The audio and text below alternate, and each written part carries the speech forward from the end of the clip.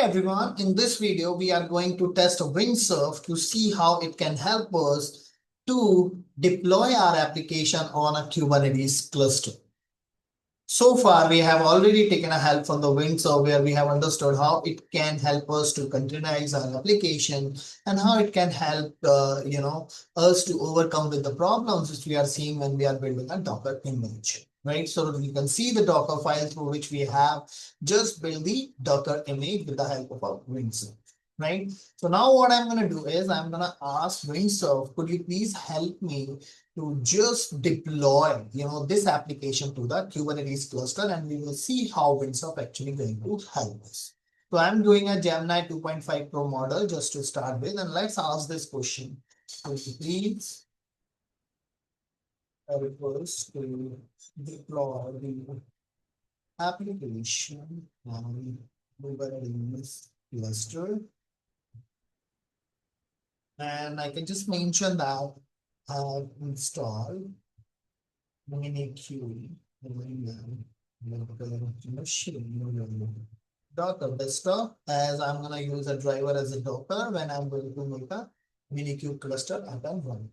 Okay, so let's see what we are getting here. Okay, so it's actually going to help us.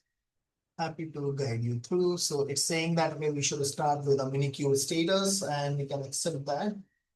Right. The good part is it can say us, okay, what we need to do. We can run this. Okay, we can quickly start this. So we are not doing anything for say, you can just see it's providing us a running terminal as well, where we are just running those commands. So it started with the very best thing because we mentioned that we are going to use the Minikube to make a Kubernetes cluster. So first let's check the status, and then it suggested a start command, and where we need a Docker as a driver, so let's see, it is going to take some time, that. Excellent. The Minikube start command has begun creating local Kubernetes, as you can see. So the thing is, what I am really fascinated about, what is being happening here, it's just keep a track of, every action which is being taken by the WindSurf itself. So we don't have to worry about anything.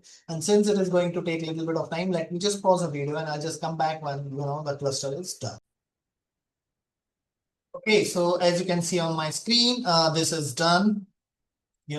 So now we can confirm to this through the prompt that we are done.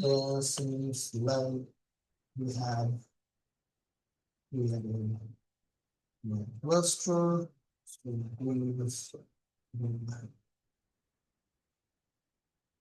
helping us. We have our application deployment and we have use. Right? So the cluster is done. So I just asked that, okay, in the meantime, you can also check from our side whether the cluster is running or not. So we can say, okay, the nodes are there. We can just ask for the cluster info command as well. This cluster before the cluster. And we can just check for the spaces. Okay, so we have the spaces as well. We have pods. You can simply just see what's in this place in the key probably join and points in the system. See, yes, so we have pods running. Okay, so now let's see, we got something excellent. Now that is the cluster is up and running, we can proceed with deploying our application. The process involves two main phases: deploy the database and application. And this is a very interesting part because the application which I am using here, it has a dependency on a database. I didn't mention what kind of dependency it has, but it figure it out because it has a context. So that is where the Cascade feature is really important, which WindSurf is using. So it's actually analyzing the entire code base, which you can see on my screen. And it realized that there is a database which is first required to be deployed as a dependency. And then we have an application, then we build an application container and deploy. Let's start with the database. I will use the kubectl to apply this. And now we are getting this command as well, where it is using kubectl apply. And this is the straightforward command. So if I just open this, database YAML, now we can see here we have, okay, it contains accepted.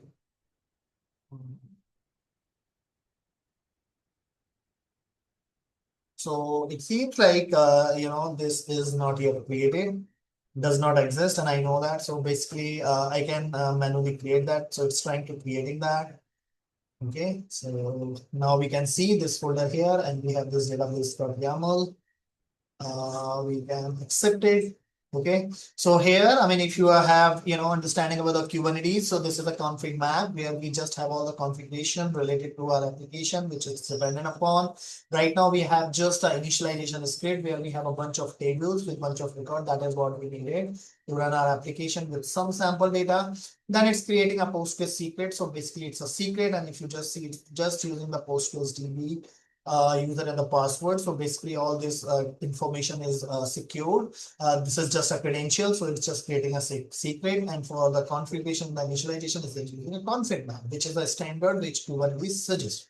Then we have a persistent volume. Since it's a database, so we need a persistent volume so that we can just persist our data even if our pod gets killed, right? And then we restart that.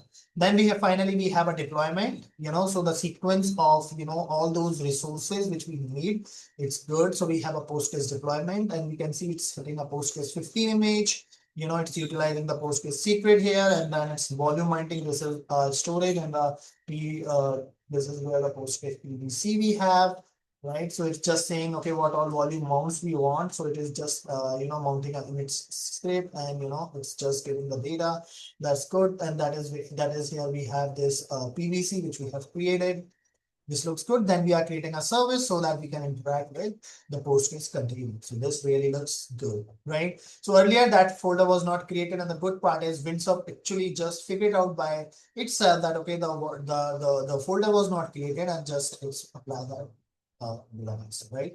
So it's just creating, right? So now what we need, we have to accept this, or we can just copy this if you want, and we can just quickly accept that and wait for these things to get created, right? So now we can just come here, right? And we can just quickly check with the pods. Now we can see the Postgres deployment is getting generated. We can, in the meantime, quickly check for the config map. So now we can see this Postgres init script. This is our config map, and we can just look for the secrets as well. Cool. So now we can see the Postgres secret as well. That looks good, right? So now it seems like excellent. The output confirmed. So basically, it's keep tracking the things, and we can see here this line that being created, and it will automatically run the initialization script to set up your tables and data. So we're gonna verify that. Now the database is being set up. You can proceed with deploying the main application. So now it is saying we need an application. So to just have an application, on the Kubernetes, we need a Docker image, and we have not yet published that, right? So what we're gonna do, we're gonna build our Docker image to our local, and that is where it is suggesting build the Docker image inside the Minikube, right? So since we have not published to the Docker Hub, so we need a way through which we can build this Docker image within a Minikube, because in a Minikube Minikube have its own Docker environment or Docker daemon. So what we're gonna do is we're gonna build the Docker image inside the Minikube, right? And for that, what we need this command. So if you just need read the explanation, connect your terminal to the Minikube's internal Docker daemon, and that is where you have to use this command. So if you just see this Minikube Docker environment command, what it does, it just provides you a bunch of environment variable which is needed. Now you can see this environmental variables which required, to just get connected to the local Docker daemon, because on this machine Docker is already running, right? And that is where this invoke expression, which is a PowerShell command, which actually just input the output of the previous command, because we are using a pipe, and it is going to be act as an input for the invoke expression. So whatever environmental variable we got, it is just going to be set here, right? So once that is done, we can just quickly run this command through which we are going to build it, right? So now I can quickly build this, and once we build this, it is saying, okay, so basically why we are getting this error, because we have to get to the location where, our Docker image is lying. So basically Docker file is line, right? So I can quickly go there and then I can quickly run the command. And now you can see this Docker image is being built, and in the meantime,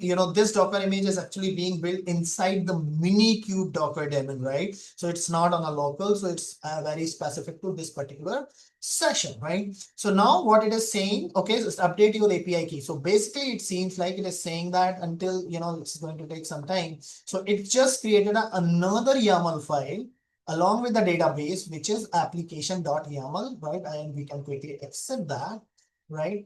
Now, what it is saying that, but if we just open that, we need a Gemini API key and the serve API key, because these are the two values which we need. So I'm just gonna accept that, and I'm gonna remove all these things because these credentials are something which I'm gonna replace it after the video gets complete. Right. Okay. So I'll just remove these credentials so that after a video, these will be available for use. Okay. So I just did that, and then I can just quickly accept the changes. So we are all set here. The only thing is which I felt is missing is related to this Gemini large language model, because this is not the right model name. Okay, this is the right one. So let's quickly save it. So now we are all set for the changes which we are supposed to change, which we are supposed to make. So the output confirms. Okay, so it seems like accept, right? Quickly, I can quickly accept that. And then I can quickly accept that one as well. Cool.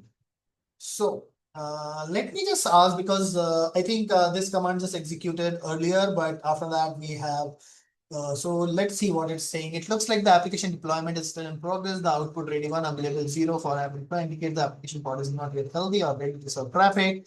This is a common. I usually point to the one of the two things. Image is still being pulled. So basically we know that. So let's quickly check whether the image is yet completed or not. So it seems like the image is not yet completed. It's going to take some time. We know that this is quite a heavy image to be given. So if it is failing, so I'm not surprised because it is going to take some time. We can also check that, but right now we are on this session, so we can just create another session. Okay, so it's moving fast. I'm just going to just stop this for a moment until this image gets done. So let me just pause the video and I'll just come back once this image gets done. Okay, so it seems like the image is done, right? So we can come back to the WindSurf, right? And we can quickly accept this. Okay, so now it's running. Image was in creation. Okay, so it seems like it is already observing that. Excellent news. It appears the application mode will just need a bit more time to initialize. The latest status shows it is now fully running and ready. This is a perfect deployment. The application is healthy, has not crashed, is ready to be accessed. The last step is to get the service URL. So basically it's a Gradio based application. So it is saying that, okay, you can use this. So let's quickly see what URL it is giving to us. So this one is the URL which we are getting. So now this is the application which we are getting. So boom, we have just successfully deployed our application on a Kubernetes, right? So let's quickly check that. We can just quickly open up another shell, and we can just quickly check with the kubectl, the pods. We can see our Postgres one and our application, which is running here, right? So now let's quickly verify. Okay, so we can quickly check, one of the simple one is, okay, how many moon does Mars have? Multiply that number by 50. So let's see, this is our Agentic API, and we can just quickly see. So Gemini API key is not a valid one. So it seems like it's exhausted the quota. So it's basically just doing what it's supposed to do. It is trying to first make the connection to the LLM. So there could be a problem that, my API request are either exhausted or my, the API key which I used is expired, right? So that's not something which I should be worried about. But all the point I'm making here is WindSurf, without even writing anything, I can easily, make my application deployable to the Kubernetes cluster. And if you see, all I did is I just asked a very one simple liner whether we can just deploy our application. And now we can see all kind of stuff which is being done by the WindSurf. It's not only, creating all the required YAML files which we need for all the resources like config map, secrets, deployment, services, but it is giving us, the command as well, which we can execute in the terminal itself on the WindSurf, and then it's keep tracking, the output of those commands, and it is just checking whether it's failing or not. If it is failing, then it's try to analyze why it is failing. So basically, we don't need to do much from our side, but definitely if there are situations where things are a little tricky, which happens a lot, especially when, we have this kind of complicated infrastructure, especially on Windows machine, if we have a Minikube and we are just making a Kubernetes cluster. So you have to understand the mechanics related to the Kubernetes, how the things are in Kubernetes and what kind of debugging you have to do in case, if there is some infrastructure related. And we all know that Kubernetes is not an easy infrastructure to take care of, right? So we all know that, right? So you have to learn a lot of Kubernetes related stuff. And when you have a basic understanding on how to debug the things from the infrastructure perspective on the Kubernetes, and you know how your application is designed, then by just seeing how the application is behaving, you can get to know where the problem is. And I was able to understand why my application is not able to make the connection to the large language model, and probably my API key was not correct, or the other situation is my API request quota just got exhausted, right? So I can easily understand that because I know how my code base is designed, right?